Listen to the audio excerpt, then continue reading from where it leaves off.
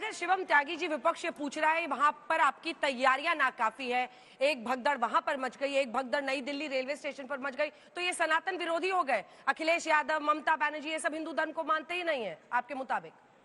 नहीं, ये सनातन विरोधी नहीं है, लेकिन महाकुंभ मृत्यु कुंभ है, ये सनातन विरोधी है। अगर कोई ये कहता है बेकार है कुंभ, ये क्या कुंभ कुंभ करते रहते हैं, ये सनातन विरोधी है। अगर कोई कहता है कि कुंभ नहाने से, कुंभ स्नान करने से अगर गरीबी मिट जाती तो मैं भी नहाता, ये सनातन विरोधी है। मैं मानता हूं अव्यवस्थाओं पर सवाल उठाना है, अव्यवस्थाओं पर सवाल उठाइए, लेकिन अव्यवस्थाओं के साथ साथ जब आप कुंभ को टारगेट करते हैं, कुंभ के शुरू होने से पहले ही उस आयोजन को टारगेट करना शुरू कर देते हैं, इस तरह की बातें करते हैं। शिवपाल यादव जी ने कहा नहीं नहीं पैसे की बर्बादी है, तो मैं मानता हूं कहीं ना कहीं यह सनातन विरोधी है। अव्यवस्थाओं पर सवाल उठाना है तो मैं आपके सामने खड़ा हूं, आप मुझसे सवाल पूछिए, मैं आपको जवाब देते चला जाऊंगा। लेकिन जब आप इस तरीके से सनातन पर, कुंभ पर ऐसी टिप्पणियां करते हैं तो माफ कीजिए, वो सनातन विरोधी है। और इसके उलट दूसरा यह भी कि इस तरह के किसी भी रिलीजियस गैदरिंग को, किसी भी धार्मिक समागम को आपकी हिम्मत नहीं कि आप कुछ बोल सकते हैं, लेकिन ये कुंभ है, ये हिंदुओं का एक समागम है, यहां आस्था का विषय है, तो आप इस तरह की बातें कहते हैं और बचकर निकल जाते हैं। उदाहरण के साथ समझाइए, उदाहरण के साथ। समझी नहीं मैं क्या कह रहे थे आप? उदाहरण के साथ मैं आपसे यह कहना चाहता हूं, आप सभी उठा लीजिएगा, एक दूसरे धर्म का एक बहुत बड़ा समागम जो है, जो दुनिया का पवित्र शहरों में से एक माना जाता है, वहां पर जो है अभी पिछले दिनों 1200 लोगों की जान चली गई। किस वजह से, क्यों, कहां, आप सब अगर गूगल करेंगे तो आपको पता चल जाएगा। और उसमें हिंदुस्तानी भी थे, लेकिन किसी से आपने कोई एक सवाल सुना हो, एक जवाब सुना हो, उसके बारे में कोई सवाल कहा हो, कोई आस्था के विषय पर सवाल उठाओ? नहीं। आपको भगदड़ पर सवाल उठाना है, सवाल उठाइए और मुझसे सवाल पूछे, मैं जवाब दे दूंगा। लेकिन एट द सेम टाइम किसी और पर सवाल नहीं उठाएंगे। भदौरिया साहब माइक उठाइए। कुंभ को मृत्यु कुंभ क्यों कहना है? आप कहिए कि महाकुंभ में भगदड़ मची, ये गलत है, वो गलत है, लेकिन मृत्यु कुंभ मतलब दिमाग कैसे लगता है कि ऐसा शब्द कॉइन किया जाए? क्या जरूरत है इसकी? देखिए, इसके पहले 2013 में समाजवादी पार्टी की सरकार थी, महाकुंभ हुआ और 13 करोड़ लोगों ने वहां डुबकी लगाई। कुंभ हमारे आस्था का विषय है, चूंकि हमने कुंभ कराया, इसका मुझे एक्सपीरियंस है, इसलिए हमने कहा कि हम आपको जो सलाह दे रहे हैं सरकार को, विपक्ष में होने के नाते, जिस जनता ने सत्ता पक्ष को चुना है, उसी जनता ने विपक्ष को भी चुना है, तो मेरी जिम्मेदारी बनती है कि अगर कोई श्रद्धालु वहां जा रहा है, जो वहां सनातनी जा रहे हैं, उनको तकलीफ ना हो, इसलिए समय समय पे हम इनको राय दे रहे थे। हमारी राय को आलोचना समझते हैं और हमारी राय नहीं मानी, उसकी वजह से हमारे 30 श्रद्धालुओं की मौत हुई, सनातनियों की मौत हुई। जिम्मेदारी कौन लेगा? उसकी जिम्मेदारी लेने को तैयार नहीं है। हम इनसे बार बार कह रहे हैं कि कुंभ हमारा राजनीतिक विषय नहीं है। हमने भी 13 साल पहले कुंभ किया था, हमने कभी राजनीति नहीं की कुंभ के नाम पे, आस्था के नाम पे, धर्म के नाम पे हम राजनीति नहीं करते। ये धर्म के नाम पे बार बार राजनीति करते, ये चिंता का विषय है। चिंता का विषय ये है कि आप कुंभ हो रहा है, सभी लोग जा रहे हैं, डुबकी लगा रहे हैं, लेकिन आप उसकी वाहवाही भारतीय जनता पार्टी करना चाहते हैं। कुंभ सनातनी है, सनातनी लोगों का है, सनातनी डुबकी लगा रहे हैं, किसी को कोई दिक्कत नहीं है, हम भी डुबकी लगा के आए हैं, लेकिन सवाल इस बात का है कि आप उसका राजनीतिकरण कर रहे हैं। आप ये कहना चाहते हैं कि इसके पहले क्या कुंभ नहीं था? क्या भारतीय जनता पार्टी नहीं थी तो क्या नहीं हुआ था? कुंभ पहले भी होता था, कुंभ आज भी हो रहा है, कुंभ आगे आने वाले दिनों में भी होगा। आप उसकी राजनीति मत कीजिए। एक लाइन लास्ट, मृत्यु कुंभ कहना है सही है या नहीं है? एक लाइन का जवाब दे दीजिए। मृत्यु कुंभ कहना महाकुंभ को सही है या गलत है? आप ये बताइए। मैं सीधा सवाल पूछता हूं, आपने सारे वक्तव्य दिखाए, आपने पूरी बातें दिखाई, इसके लिए आपको बधाई। तो लगे हाथ संजय निषाद का भी दिखा देते। इनके मंत्री हैं संजय निषाद, उत्तर प्रदेश सरकार में। उन्होंने क्या बोला पता आपको? उन्होंने बोला इतने बड़े कुंभ में छोटी मोटी घटनाएं हो जाती, मतलब 30 लोगों की मौत छोटी मोटी घटनाएं। तो क्या सनातनी विरोधी नहीं है? जरा पूछे आप, सनातनियों की मौत को छोटी मोटी घटना बताते हैं? यहीं तक नहीं रुकिए, उसके अलावा सुनिए, इनके केंद्र में मंत्री है जीतन राम मांझी जी। मांझी जी ने क्या बोला? 18 लोगों की रेलवे स्टेशन में मौत होगी जो जा रहे थे कुंभ में। कह रहे हैं अरे क्यों गए थे वहां पे, क्यों भीड़ लगाने गए थे?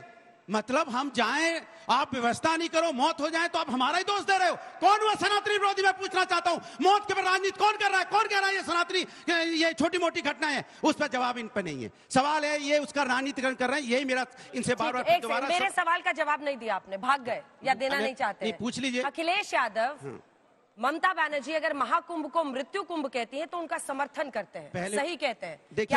क्या मृत्यु कुंभ कहना सही है? आपने उनका वक्तव्य सुनिए, आप पूरा आपने सुनाया। उन्होंने कहा मैं कुंभ का सम्मान करती हूँ, मैं कुंभ में जो वहां स्नान कर रहे हैं मेरे सनातनी हैं, वहां आपने जो VIP व्यवस्था की है, जो गरीब आदमी बेचारा 30 किलोमीटर पैदल जाएगा और बो गाड़ी में बैठ के सारे वीआईपी जाके वो स्नान करके आएंगे। 1 लाख रुपए, अब उनके पास पैसा नहीं है, वो पैसा नहीं खर्च कर सकते, तो क्या लाइन में लगाएंगे आप? तो सनातनी कोई बांटोगे? वीआईपी सनातनी और जनरल सनातनी, ये कौन सा धर्म है? मैं जानना चाहता हूँ। इससे सवाल उन्होंने उठाया है, क्या गलत है इसमें? कम से कम इतना तो तय है कि मृत्यु कुंभ का खुल के समर्थन करने की हिम्मत अभी नहीं है अनुराग भदौरिया में, वरना बोलते कि हाँ मेरे नेता ने किया मैं भी करता हूं। लेकिन वो जो सवाल आपके प्रशासन पर उठा रहे उसका जवाब तो आपको देना होगा। कह रहे वीआईपी जो आपने प्लानिंग की है ना उसमें पूरा ध्यान चला गया है, बाकी जनता नहीं। अच्छा एक चीज बताइए, आप सब लोग यहाँ पर क्रिकेट देखते हैं? क्रिकेट देखते हैं आप सब लोग यहाँ पर? अच्छा क्रिकेट में जिम्बाब्वे हिंदुस्तान को ज्ञान दे सकता है क्या भला? वो कुंभ के मामले में जिम्बाब्वे हैं, उन्होंने 40 दिन में 10 करोड़ लोगों को नहलाया, हम एक दिन में 10 करोड़ लोगों को नहला रहे, कह रहे हमसे ज्ञान लो, कह रहे हमें ज्ञान दे दो। गलत बात हो गई मतलब कहानी। ये तो ऐसी बात हो गई, बैटिंग के मामले में डेल स्टेन सचिन तेंदुलकर को डिफेंस सिखा रहा है। बस भाई बस, 40 दिन में मात्र 10 करोड़ लोग नहलाए आपने, हमने एक दिन में नहलाए। अब आगे आता हूं वीआईपी पर। अभी 2 दिन पहले इनके जो नेता हैं धर्मेंद्र यादव बोट पर बैठे अपनी धर्मपत्नी के साथ महाकुंभ नहाने गए थे, बहुत अच्छी बात है।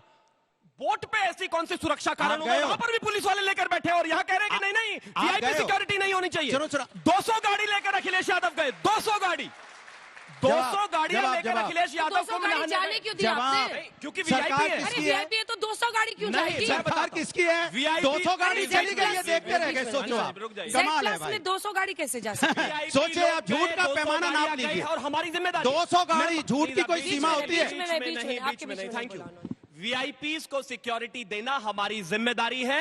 अखिलेश यादव नेता हैं, उनके फॉलोअर्स हैं, अगर उनको देखकर उनके पीछे भागेंगे स्टैम्पिड होने की मामला खराब हो सकता है। लेकिन एट द सेम टाइम अपने आप को वीआईपी माहौल चाहिए और दूसरों को कहते नहीं नहीं वीआईपी मत बनकर जाइए। तो गए थे अखिलेश जी भी। मैं आपसे पूछना चाहता हूँ, सीधा सा सवाल। उन्होंने जो संजय निषाद जी को लेकर कहा, संजय निषाद जी ने जिस दिन ये कहा वो मैं उस समय आज तक पर ही था, उन्होंने आज तक पर आकर क्लैरिफिकेशन दी कि नहीं मैंने ऐसा बिल्कुल नहीं कहा। अच्छा चलवा दीजिए बयान। कॉन्टेक्स्ट ली गई। और मैं एक और चीज कहना चाहता हूं, अगर इतना ही वीआईपी का विरोध है तो सबसे पहले अपनी सिक्योरिटी छोड़कर चले जाते ना रेमो डिसूजा की तरह नहाने चुपचाप। लेकिन नहीं, अपने आप सारी सुविधाएं चाहिए, आम आदमी के ऊपर। 5 सेकंड, आम आदमी की बात मैंने उठाई तब याद आया आपको आम आदमी की चिंता हुई, उसके पहले चिंता नहीं हुई। वहां पे आम आदमी धक्के खा रहा है, आप उनकी व्यवस्था नहीं कर पा रहे थे, सरकार आपकी है। अब वीआईपी हमें बता रहे हैं। अरे आप रजिस्टर उठा के देख लीजिए कौन वीआईपी आया, पता चल जाएगा किसके कितने वीआईपी थे। मैं 5 सेकंड इनका जवाब दे दूं। इन्होंने कहा झूठ, 200 गाड़ी। आप मान सकते हो 200 गाड़ी लेके कोई जाएगा? ये बीजेपी वाले झूठ फैलाते हैं, झूठ बोलते हैं, झूठ बोलते हैं, ये झूठे हैं, जुमलेबाज हैं, इनका काम है झूठ बोलना। जी बोलिए। सवाल है कि क्यों उसके खिलाफ क्यों बोलना है? आस्था जुड़ी हुई है ना, उनका जो आरोप है उसमें दम है।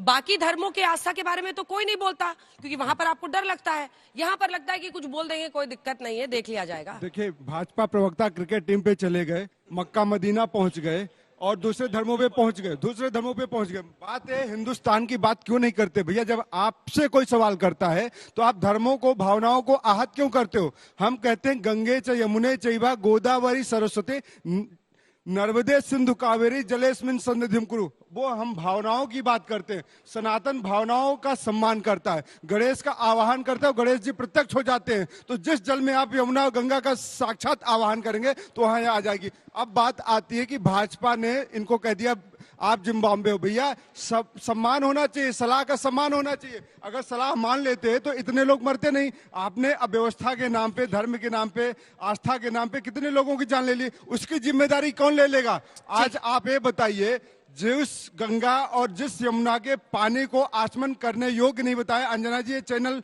आपने भी बताया, आपके चैनल ने भी पूरे देश को खबर बताया, आगाह करने की कोशिश किया, और उस एजेंसी की खबर को योगी आदित्यनाथ जी ने नकार दिया। इसका मतलब डबल इंजन की सरकार में कुछ ना कुछ गड़बड़ है। नरेंद्र मोदी जी की एजेंसी कहती है, सेंट्रल पॉल्यूशन कंट्रोल बोर्ड कहती है कि यमुना में स्नान मत करिए, गंगा में स्नान मत करिए, स्वच्छ जल नहीं है, निर्मल जल नहीं है। गंगा की जो अविरल धारा होनी चाहिए थी वो स्वच्छ नहीं है। लेकिन योगी आदित्यनाथ जी ने कहा कि जो केंद्र की एजेंसी है वो झूठ बोल रही है। तो ये है इनके डबल इंजन की सरकार। लोगों को मरने देंगे। रेल मंत्री जो है वो आगे फोटो खिंचवाएंगे, कहेंगे इतनी ज्यादा भीड़ बढ़ गई है क्योंकि हम मैनेज नहीं कर पा रहे। अरे भैया, जब आपको 50 करोड़ लोगों ने वोट किया था तब आपने नहीं कहा था कि इतने लोग कैसे वोट कर रहे हैं? स्वामी दीपांकर जी, ना आचमन के लायक नहीं है, आप लोग क्यों जा रहे हैं? सब आचमन भी कर आए और स्नान भी कर आए।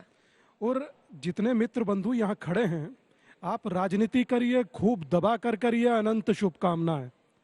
मगर कुंभ को लेकर शब्द कहिएगा तो मर्यादा टूटेगी। मृत्यु का कुंभ कह दीजिए। मृत्यु एक सेकंड, आप मृत्यु बोले ना कुंभ हो भाई। किसने कहा? जब एक बाबा आके कहता है मोक्ष कुंभ है, मोक्ष मिल गया, तब आपने उसका विरोध किया। वहां मोक्ष मिलता है क्या? मोक्ष मिला आपको? आपको मोक्ष चाहिए? वीआईपी कर चला आपको चाहिए, जाके मोक्ष लीजिए। यहाँ किसी को मोक्ष चाहिए? सुनिए, यहाँ कोई जनता बैठी है, किसी को मोक्ष चाहिए?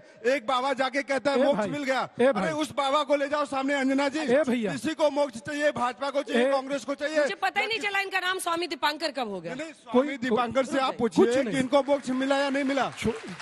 यहाँ पर दिक्कत क्या है अंजना जी, यहाँ लोगों को सिक्का उछालने की आदत है, बात नहीं बोलिए, गले की नस फाड़ने को तैयार बैठे हैं। आप तो गला काटने के लिए तैयार हैं भाई, बोलने ना दीजिए। मोक्ष के नाम पे, मृत्यु के नाम पे, सनातन के नाम पे कहाँ बातें कर रहे हैं? बेसिक कुछ कुंभ की बात करिए, ज्ञान की बात करिए, जनता का मार्गदर्शन करिए। मुझे लेकिन आप उस बाबा के खिलाफ नहीं बोलेंगे जिसने मोक्ष बोला। सुनिए, जो लोगों ने ये कहे कि अगर मृत्यु हुई तो सब मोक्ष मिल गया। अंजना जी, आपकी बात से बयान भी आई, ये भी उतना ही अशोभनीय है। आपकी बात से 100% अंजना जी, क्रोध आता है यहाँ पे। थामिए, आपकी बात से 100% सहमत हूं। अगर यही ना एंकर हो जाएंगे तो फिर बोले कौन? अच्छा, दूसरा ये है कि बोलने नहीं दे रहे, ये उससे ज्यादा ये आप बकार चुके हैं। 2 मिनट सब्र रख लीजिए। अंजना जी, मैं मुद्दे पे आता हूं। कुंभ पर बोलिएगा दिक्कत होगा, आप व्यवस्थाओं पर बोलिए स्वीकार्य, ये रही सरकार उत्तर देगी। आप कहिएगा कुंभ पर ये मोक्ष के बारे में क्या गलत है, नहीं बोलना चाहिए। जिसके हृदय पर बीतती है कुठाराघात होता है। मगर मैं बात जब कुंभ की होगी कहूंगा कि कहिएगा कि आप वहां आइएगा, डुबकी लगाइएगा, व्यापार मिलेगा। 54 में जाकर के जवाहरलाल नेहरू आए थे, क्या हो गए? आप 54 से बाहर निकलिए और वर्तमान की बात करिए। जिस सरकार ने कहा अर्थव्यवस्था बढ़ जाएगी आस्था के नाम पे, नहीं आस्था के नाम पे अर्थव्यवस्था की बात करते हैं। मैं गजब सोच रहा हूँ कि क्या खाए हो दद्दा, किसी को बोलने नहीं दे रहे हो, ठीक हो? यही हालत है तुम्हारी। सच में मुझे गर्व है इस बात का कि राम मंदिर इस देश का 60 से 70 हजार करोड़ रुपया साल में कंट्रीब्यूट करता है अर्थव्यवस्था में। तो मुझे कहने में क्यों शर्माना? 1.5 से 2 लाख करोड़ रुपया अगर कुंभ अर्थव्यवस्था में कंट्रीब्यूट करे तो मुझे क्यों शर्माना? और रोचक बात सबसे यह है कि कुंभ मेरी आस्था का, और आप सबके लिए जानने की बात यह है कि कुंभ का अपमान करने वाला कौन और उसको कवर फायर देने वाला कौन, वो भी हिंदू। गजब ये राजनीति का स्तर है कि मरू भी मैं और बुराई करने वाला भी मेरा ही आदमी हो। आपको एक बात याद रखना, ठीक है अपनी चर्चा के बाद सब लोग चले जाएंगे। इस देश में अगर जो सबसे ज्यादा नुकसान इस देश को होगा या इस देश के हिंदू को होगा तो वो इस देश के ऐसे नेताओं से होगा। क्यों ऐसे नेताओं से होगा? उसके पीछे का 10 सेकंड में बोल दूंगा। क्यों ऐसे नेताओं से होगा? कौन से नेता, ये भी क्लिफाई कर दे, जनता जानना चाहती है। जो मुझसे कह रहे थे ज्ञान बकारिए, जो मुझसे कह रहे नुकसान नहीं है। मतलब आप ऐसी बातें क्यों सबके लिए बोलिए? आप अनुराग भाई अगर आपका माइक मिलेगा, विवेक जी बोलेंगे, वो विवेक जी की बारी है। बस एक मिनट, जल्दी पूरा कीजिए।